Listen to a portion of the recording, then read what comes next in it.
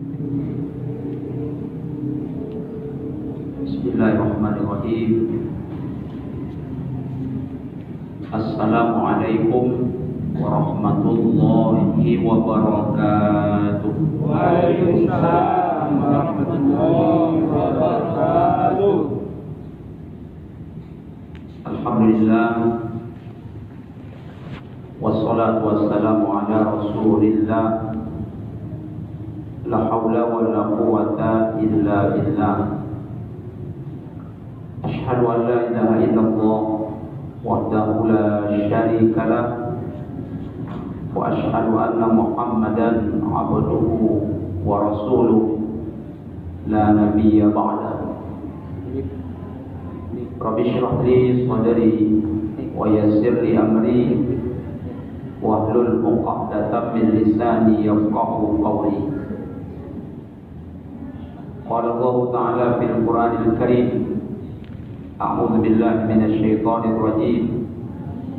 Qala Rabbana zalamna anfusana wa in lam taghfir lana wa tarhamna lanakunanna minal khasirin.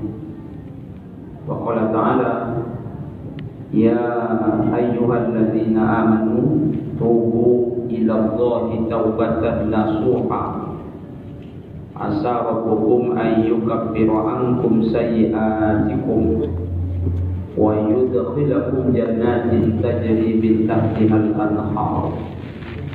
Shadaqallahul azim. Yang sama-sama kita muliakan dan semoga dimuliakan oleh Allah Ta'ala Bapak Ketua bersama seluruh pengurus Masjid Paripurna Al-Huda yang kita muliakan, dan semoga dimuliakan oleh Allah Ta'ala Imam Masjid Paripurna Al-Huda, orang tua kami, tokoh masyarakat, kaum muslimin, kaum muslimat rahimakumullah. Mari kita bersyukur kepada Allah Ta'ala.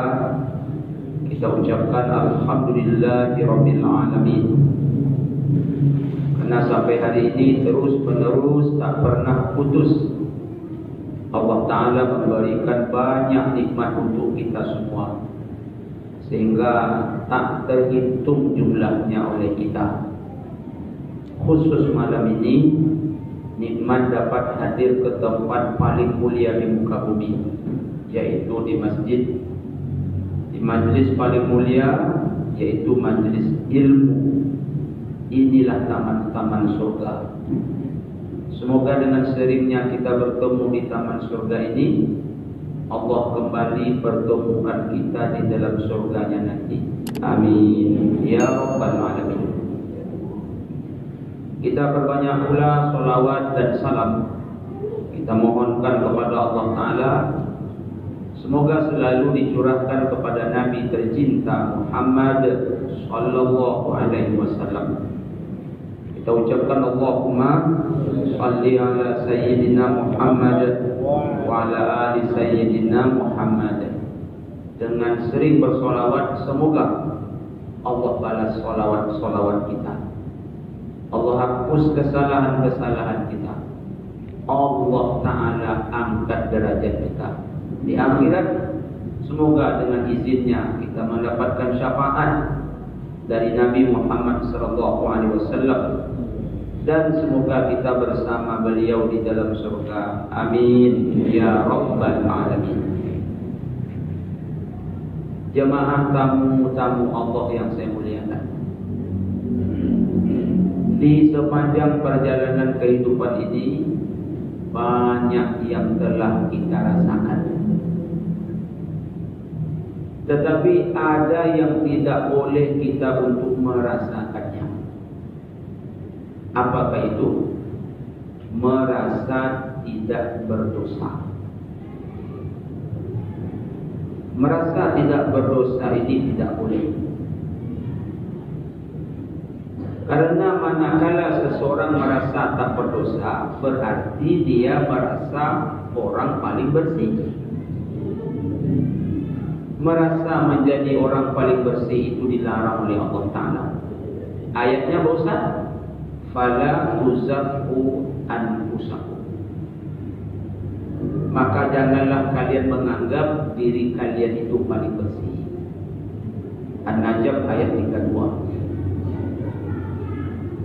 Karena bila mana seseorang menganggap dirinya bersih, dikhawatirkan nanti ujung-ujungnya dia akan sombong.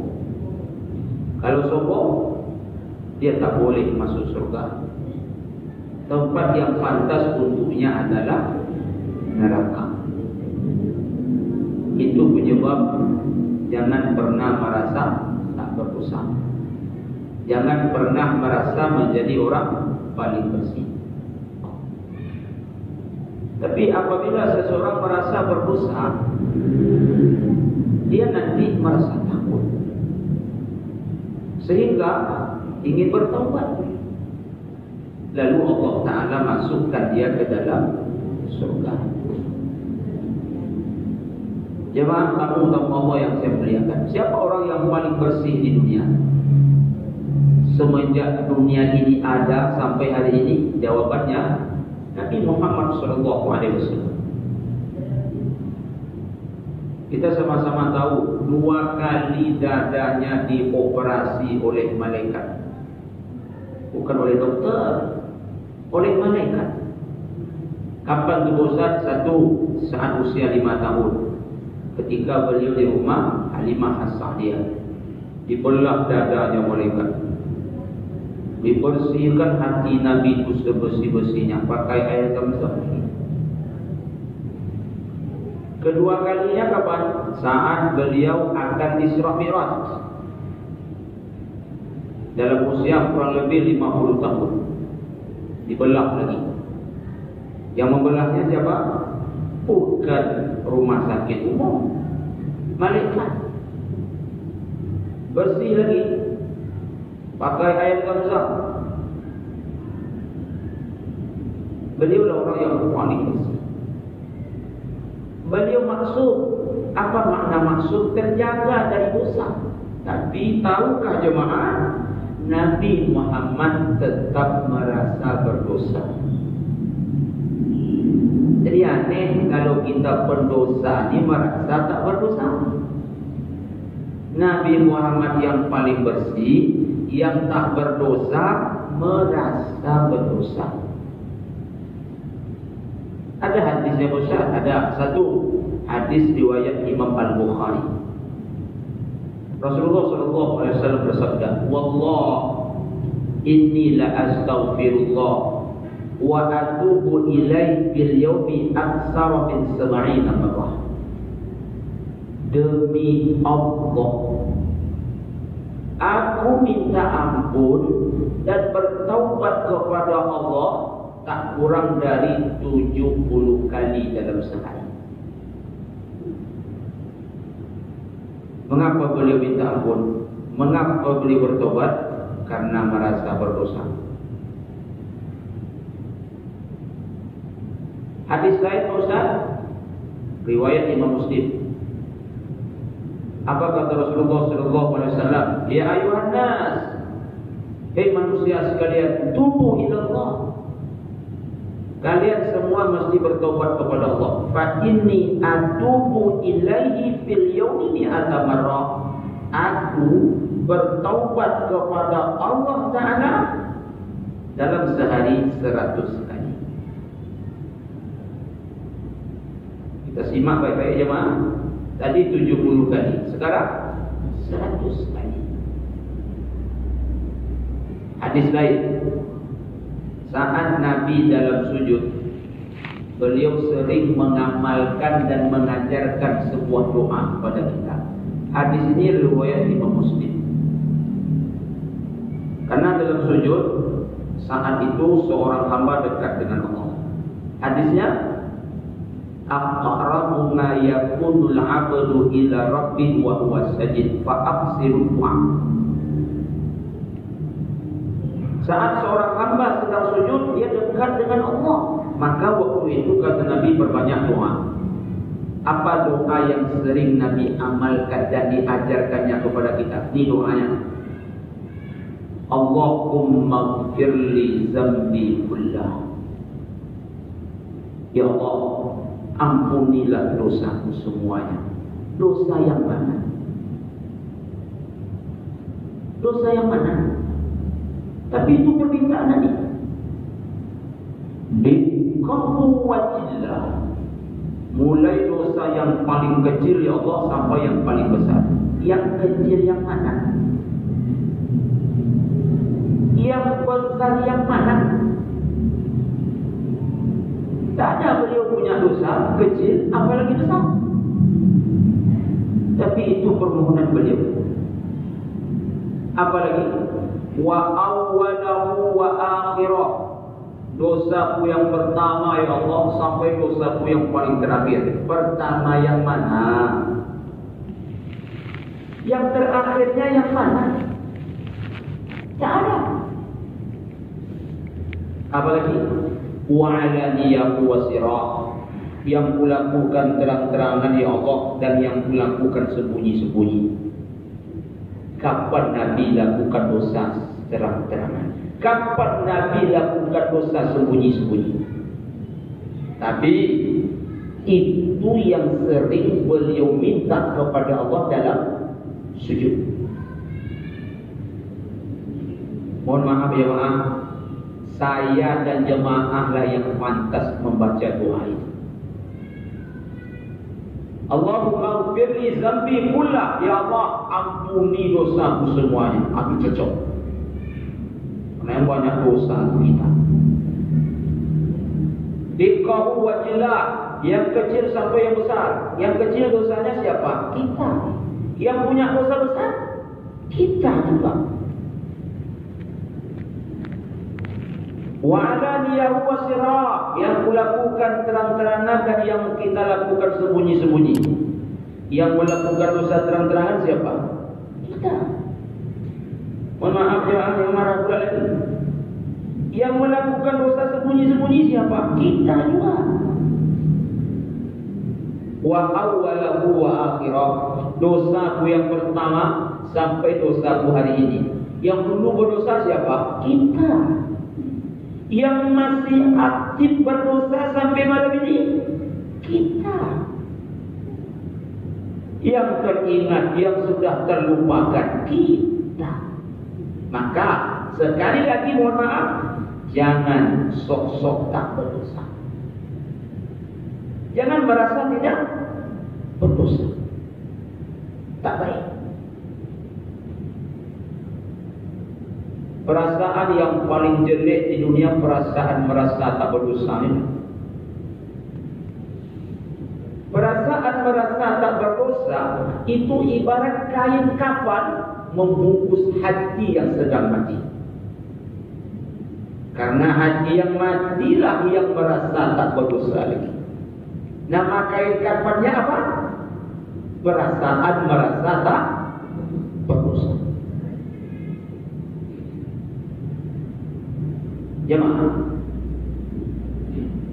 orang-orang soleh dulu sensitif dengan dosa. Kalau awak agak kurang sensitif. Ini kaji kita menghentak kalau menjadi jemaah. Jangan marah ya, agak menghentak sedikit. Orang-orang soleh dulu peka dengan dosa. Kalau awak peka, atau besok jemaah. Jauh besok, nyuci huruf besok, yang cek peka, yang cek peka.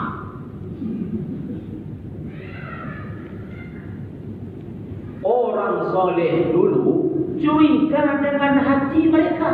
Awak sekarang kebalik, hati orang yang awak curigai.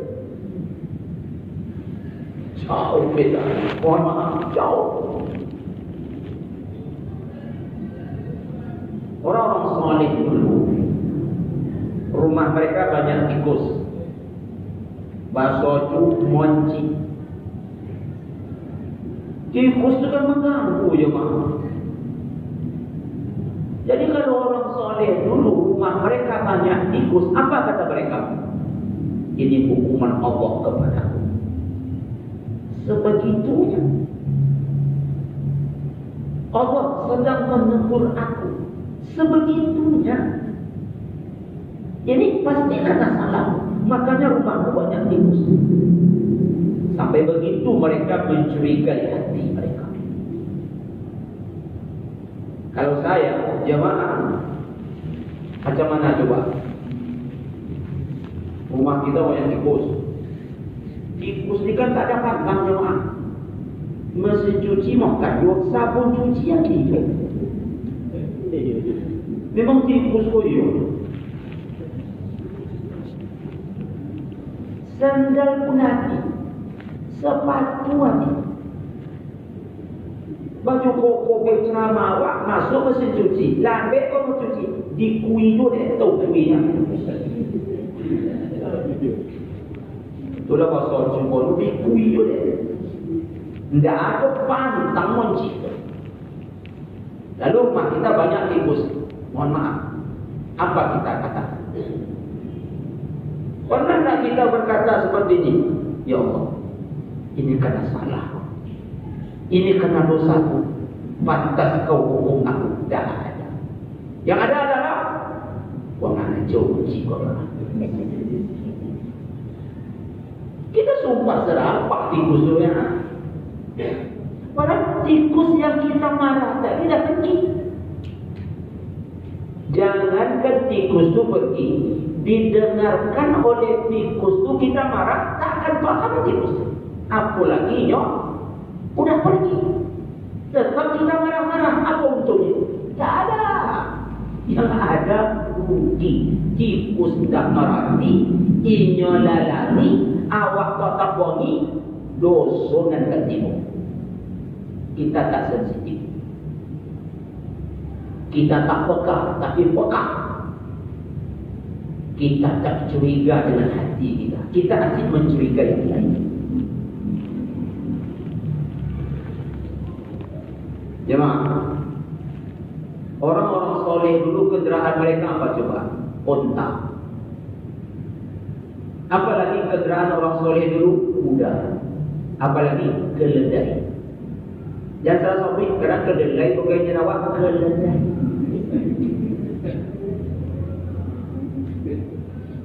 Jadi mereka ingin pergi ke suatu tempat.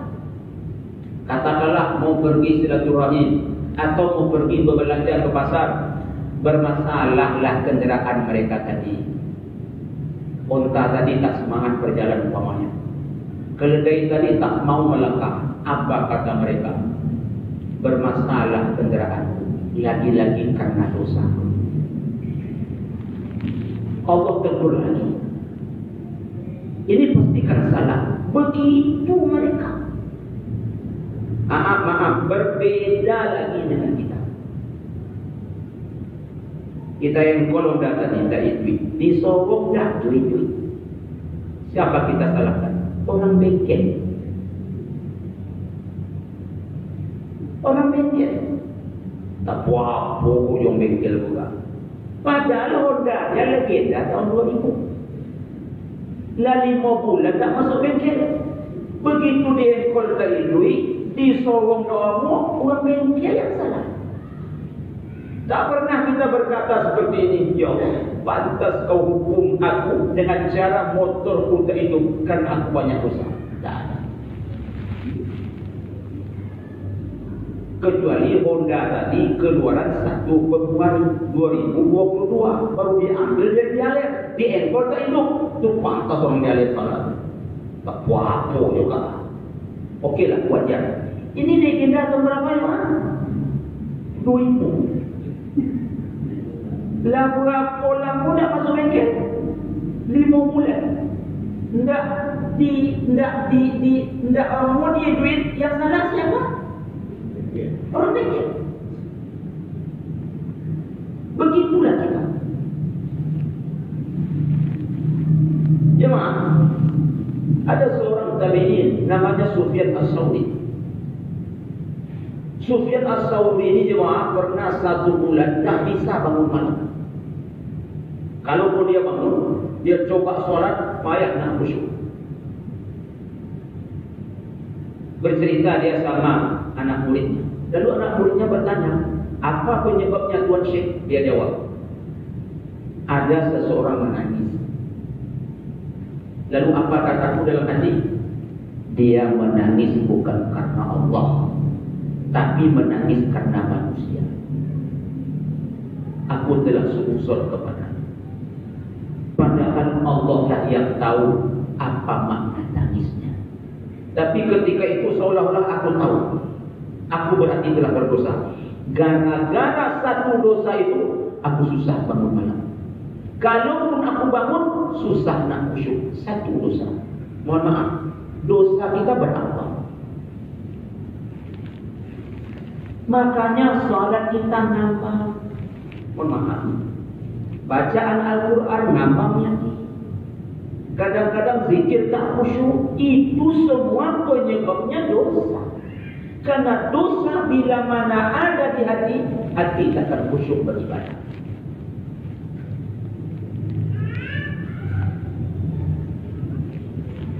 Kaum muslimin, kaum muslimat, begitulah orang soleh dulu, sensitif. Ada dua orang raja jemaah. Yang satu rajanya tak baik, yang satu lagi rajanya baik. Kedua-duanya raja ini sakit. Sakitnya sama, obatnya sama juga. Apa obatnya? Ada sejenis ikan di dalam laut, ditangkap, dimasak, dimakan, maka penyakit raja tadi sembuh. Ada ikan sebagai obat kan, contohnya ikan gabus. Konon katanya kalau sudah operasi, lukanya itu, maka ikan gabus itu membuat cepat sembuh. Jadi dua raja ini sakit, sakitnya sama, obatnya sama, ikan. Apa bedanya jemaah?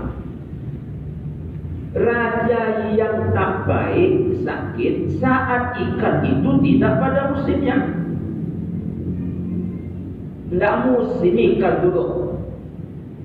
Padahal ikan itulah obatnya. Berarti raja ini bakal akan lama sakitnya nanti. Karena ikan itu tidak pada musimnya. Tapi apa kata Allah Ta'ala kepada malaikat? Malaikat, ikan-ikan yang ada di dasar laut angkat ke atas semua. Jadi ikan-ikan tadi jemaah, di mana bermainnya? Di permukaan air. Senanglah raja tadi menangkap. Ditangkap, dimasak, dimakan, sehat. Raja yang tak baik tadi. Lalu sakitlah raja yang baik. Ikan itu saat musimnya. Tapi apa kata Allah kepada malaikat? Malaikat, antarkan ikan itu ke dasar laut. Berarti kalau diantar ke dasar laut, raja yang baik ini susah menangkap. Kalau tak dapat ditangkap, tak bisa dimasak, tak bisa dimakan, berarti penyakitnya bakal tak sembuh. Bertanya malaikat, ya Allah, apa maksudnya? Allah jawab, raja yang baik ini aku sayang kepada dia. Tapi walaupun demikian, walaupun dia baik, salahnya tetap ada. Siapa manusia tak bersalah? Maka jangan merasa tak bersalah boleh. Jangan merasa berosio boleh. Lalu aku hukum dia dengan cara penyakitnya tak sembuh. Aku tak ingin menghukum dia di akhirat, karena hukuman akhirat itu berat. Aku sayang sama dia. Aku kasihlah hukuman ringan. Apa hukumannya? Penyakitnya tak sembuh. Raja yang tak baik ini namanya tak baik. Aku tak sayang sama dia. Makanya nanti azab untuk dia di akhirat takkan pernah ada istirahat. Wajar, ku buat dia senang sebentar di dunia ini. Makanya kalau ada jemaah tinggal dah amului. Jadi perlu bina rekod ya. Ludwig Oliver Besi, ini bunyi. Kau contoh apa? Kok kepala tu? Itu bisa jadi teguran Allah atas dosa kita, dan itu menunjukkan Allah sayang. Kenapa? Dosa itu mesti dihukum, tidak di akhirat, di dunia. Allah tak ingin azab kita di akhirat, karena hukuman itu berat. Allah azab di dunia dengan cara Ludwig si Buya Kawi pinggang dah amul lui kepala sunat kocak, itu tanda Allah sayang.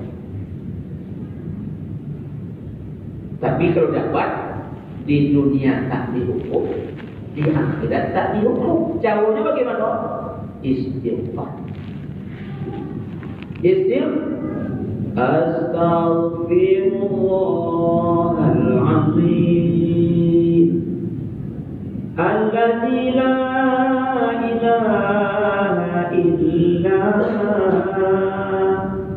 huwal hayyul qayyum wa atubu ilaih. Istighfar. Lebih mantap lagi tengah malam. Cuma jangan contoh tadi lah gue jago orang sono. Ibu dia ceramah pun nyanyikan. Dia ceramah. Jadi yang makan contoh aku nyanyikan. Dia kok bangun tengah malam sudah tahajud. Astaghfirullahalazim. Semoga dengan istighfar itu di dunia bebas, di akhirat tidak kena. Kaum muslimin, kaum muslimat yang berbahagia, lupa pula saya. Pak Ustaz, dosa itu apa? Nah, kan itu pertanyaannya. Dosa kata Nabi, hadis riwayat Imam Muslim, al-ismu mahaka fi nafsika wa karihta ayat tali'a alaihin nas. Dosa adalah yang membuat hatimu resah gelisah, gundah gelana tak tentu arah. Dosa itu membuat hatimu tak nyaman. Dosa itu membuat hatimu tak tenang. Dan engkau tak ingin kalau orang lain tahu. Itulah dosa. Begini maksudnya. Setelah buat dosa, resah, gelisah, risau, gundah, gelana, itu normal. Itu wajar. Yang bahayanya setelah berbuat dosa, rasa resah tak ada, rasa gelisah tak ada. Ini tak normal, ini tak wajar. Kalau kita berbuat dosa itu ke siapa? Coba, kepada Allah. Jadi kalau ada orang berbuat dosa cuek-cuek saja, merasa tak berdosa, tak ada resah dan gelisah, ini memang orang tak normal. Ini tak wajar. Pak Camat punya bawahan kan? Bagaimana bawahan tadi kalau buat salah kepada Pak Camatnya? Tak nyaman dia. Tak nyaman dia. Pak Wali Kota itu punya bawahan, berbuat salah bawahannya tadi kepada Pak Wali. Apa perasaannya coba? Tak nyaman. Bisa-bisa tak naik pangkat, bisa-bisa dimutasi, bisa-bisa non-job, kan begitu. Pak Gubernur punya bawahan, punya. Coba kalau bawahan bikin salah Pak Gubernur, tak nyaman dia. Pak Presiden punya bawahan, punya. Siapa di antaranya? Pak Menteri. Bikin salah Menteri tadi kepada Presiden, pasti perasaannya tak enak. Wajib lebih tak enak lagi hati ini kalau bersalah kepada Allah. Sekarang terbalik jemaah. Bikin salah bawahan kepada atasan merasa tak enak, bikin salah kepada Allah biasa-biasa saja. Ini sekarang yang terjadi. Takut bikin salah kepada atasan, kena mutasi nanti, kena copot nanti, non-job nanti. Tapi giliran bikin salah kepada Allah, merasa tak bersalah.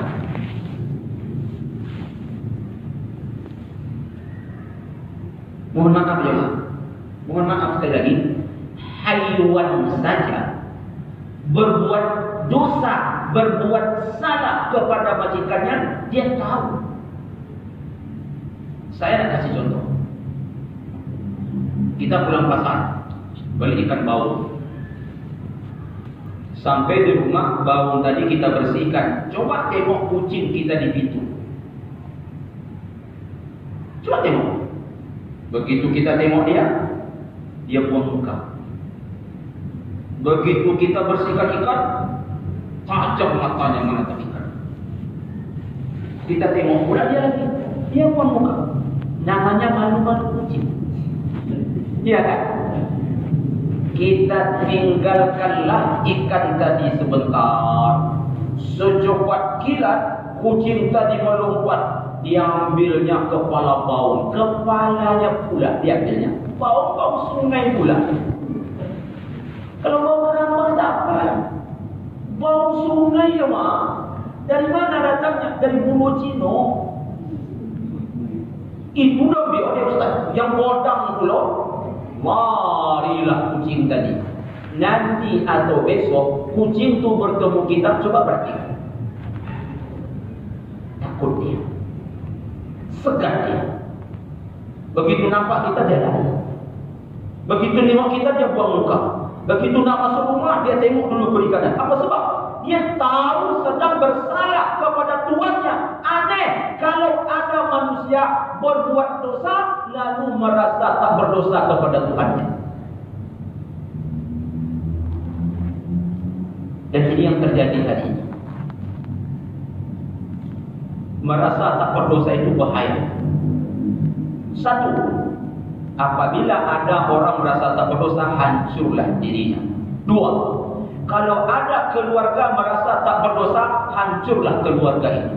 Tiga, kalau ada negeri merasa tak berdosa, hancurlah negeri itu. Empat, dunia, kalau manusia berbuat dosa, merasa tak berdosa, hancurlah dunia itu. Bahkan akhirat dia akan hancur lebur.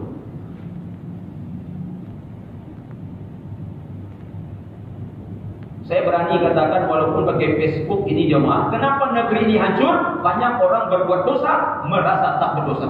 Banyak orang berbuat salah, merasa benar.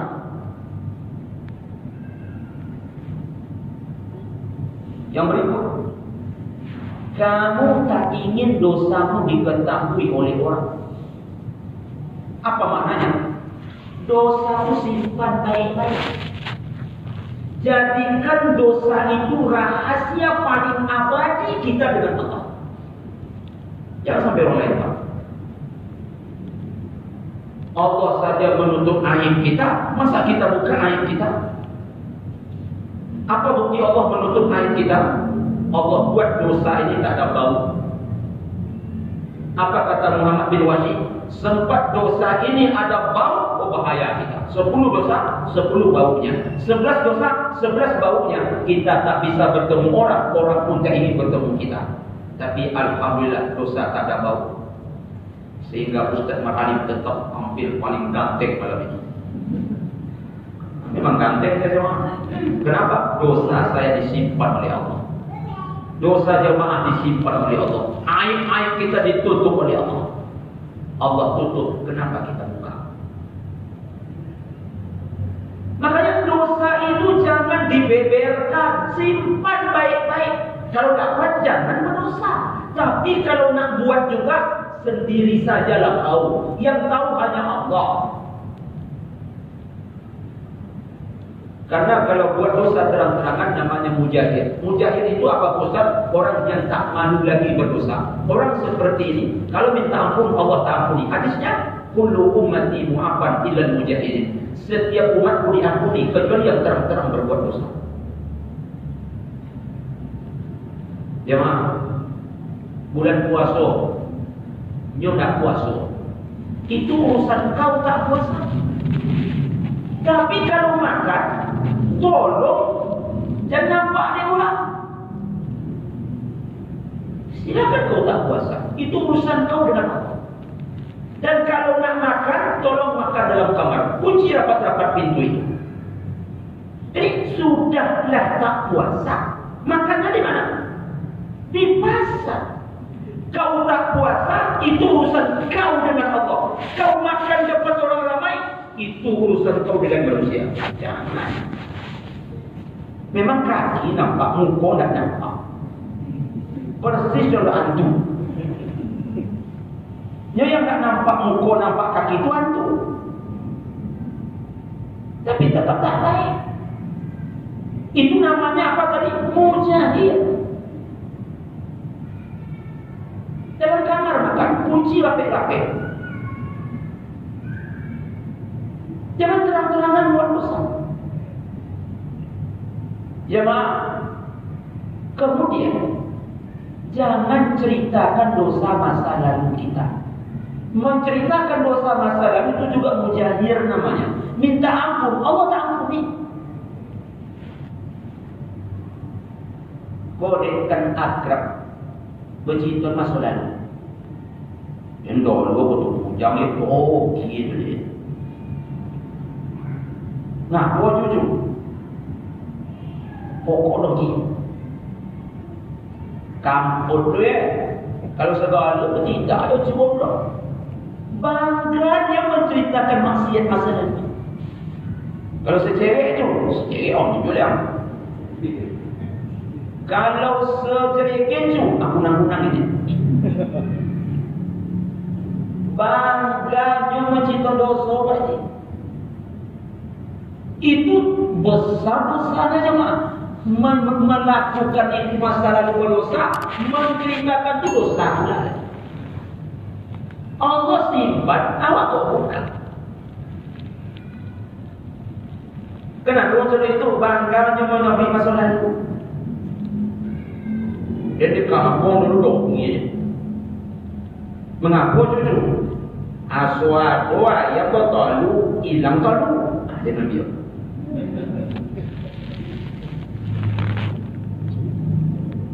Kadang-kadang ayam itu Nabi. Dia kalau mengambil ayam itu ahli. Contoh apa ahli itu? Tidak berbunyi ayam itu. Ayam itu boleh tangkap menggerobunya, memakinya. Kalau cuma ambil orang dia ayam. Bangganya dia menceritakan dosa masa lalu. Dosa-dosanya di jemaah. Ibu-ibu tu. Janjikan masa lalu ibu dah, doket suami ibu. Tuan dua bangnya bang apa? Muna kampus dari ibu. Tak seboleh tu boleh cewek nak suami kampus. Itu laki ibu nama itu dia, cuma ikut terima orang. Mau nyamit ibu, nyamit cewek ibu tu boleh kampus. Tak boleh tu jemaah. Jika perlu apa kata suami, bagaimana adik waktu gadis dulu dek, yang lalu biar berlalu bang. Begitu. Jangan sampai dia dua di kampus bang, lapan cewek dia. Lapan pakai dia bang, atau laki pun orang boleh. Kita kan suami tak boleh menceritakan itu. Nah, itu namanya mujahid. Kenapa tak boleh? Takut nanti ditiru oleh orang. Kalau ditiru oleh orang menjadi dosa jariah. Makanya dosa itu simpan daerah. Kalau kita ceritakan, kalau kita lakukan terang-terang, apa efeknya? Ditiru. Kalau ditiru menjadi dosa jariah. Bukankah yang kita cari dalam hidup amal jariah? Apa itu amal jariah? Sudah mati pahala ngalir terus. Contoh, bapak ibu yang nyumbang untuk masjid paripurna Al-Huda yang megah. Bikin WC, nyumbang. Bikin pintu, nyumbang. Itu jadi amal jariah. Itu yang kita cari. Jangan mencari dosa jariah. Apa itu dosa jariah? Mati tapi dosa dapat kami. Kenapa? Sebab orang mencontoh kita di bahaya. Ibu lagi contohnya, ibu punya pembina, ibu contohnya. Apa kata ibu? Dekat kawan ibu. Kalau laki orang ni, cik cowok. Jadi masa kapan? Akhirnya ibu tadi asal wangi dah pindah buat sarapan dia tu. Nyo dapat cowok tu dari ibu. Ibu dapat dosa. Rupanya ibu tadi banyak lo nak beri. Asal bercito ke ibu-ibu itu cito, diamalkan ibu-ibu tu, ibu yang menyambut pertama tadi, kalau mati dapat dosa tawi. Pertanyaan, macam mana nak taubat? Awaklah mati. Orang hidup aja sekarang banyak tidak mau bertobat. Macam mana kalau dah mati? Saya ulangi, makanya dosa simpan elok. Yang citon juga dicontoh nanti menjadi dosa jariah. Saya ulangi, apa dosa jariah? Dah mati dapat dosa terus. Ayatnya Al-Ankabut 13. Wala yahmilunna athqalahum wa athqalan ma'a athqalihim.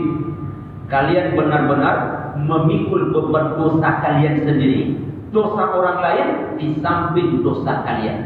Punya kita yo tak terpikul tidak memikul punya orang boleh.